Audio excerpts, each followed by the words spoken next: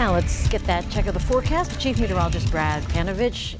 It was a surprise. Weren't you caught in the second round of rain? I was caught in the rain, stuck in the car. Might have a third round. We saw a lot of really ominous shelf clouds tonight. You see these pictures quite a bit. We've had a lot of these the last couple of weeks, and you see these. Sometimes they're more scary than they actually are. Sometimes they can be an indication of strong straight line winds, but oftentimes they're just an indication of some cool air rushing out of the clouds and the storm interacting with this warm, humid air. So what happens is this cool dry air rushes out, it hits the warm humid air, which lifts up ahead of it, and it creates what we call a shelf cloud. Sometimes a roll cloud is another name for this, or an Arcus cloud. You see a lot of these. So when you see these, it's not a sign of a tornado, by the way. This isn't a sign of straight line winds if you see any wind at all, but oftentimes you see this here in the summer. Now, more rain ahead, scattered for your Wednesday. As we go into Thursday, we want you to stay weather aware because the potential of heavier rain, maybe 2 to 4 inches, and stays muggy even though the air temperatures will be slightly below average. I can't get enough of these images from our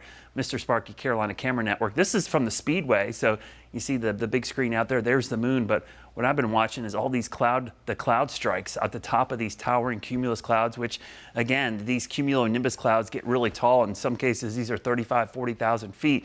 So from Concord, looking off to the east, those are really far away from these tower cams. You can see these storms. So Concord's right here, right? Those storms we're looking at, they're way out here in central North Carolina, but they're so tall that we can see the top of them. That's kind of cool with the moon out there tonight in between the waves of rain. There's another wave that possibly could arrive tonight.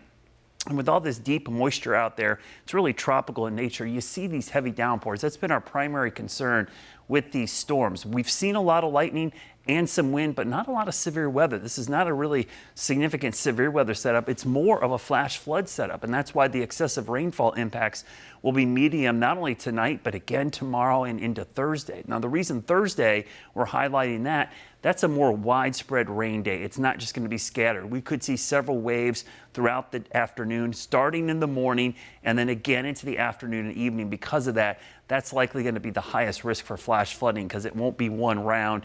There'll be several rounds and it could last most of the day. Now, tomorrow, like today, we'll likely have sunshine for the middle of the day and some scattered storms late. But look what happens overnight into Thursday morning. Scattered storms develop. These will be ongoing when you wake up Thursday morning. They will persist into the middle of the day. Pretty soggy day for many locations on Thursday, and that's why temperatures will actually be held back in the mid-80s because of all the clouds and showers around. Now, how much rain could we see?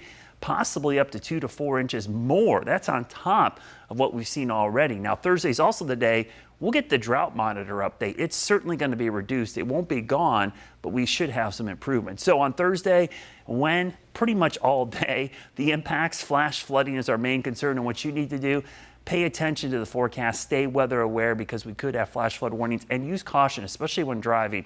That's the biggest hazard you run into when you see all this activity out there. Now, over the next 7 days, we'll likely see some more of these shelf clouds as we go into the end of the week, but your Guy Roofing 7-day forecast shows the day we want you to stay weather aware on Thursday. Better weather for the weekend, as temperatures will be in the mid-80s, but less in the form of rain. And next week, getting back to a more typical summer pattern, low 90s, and those pop up and isolated afternoon thunderstorms. Thank you, Brad.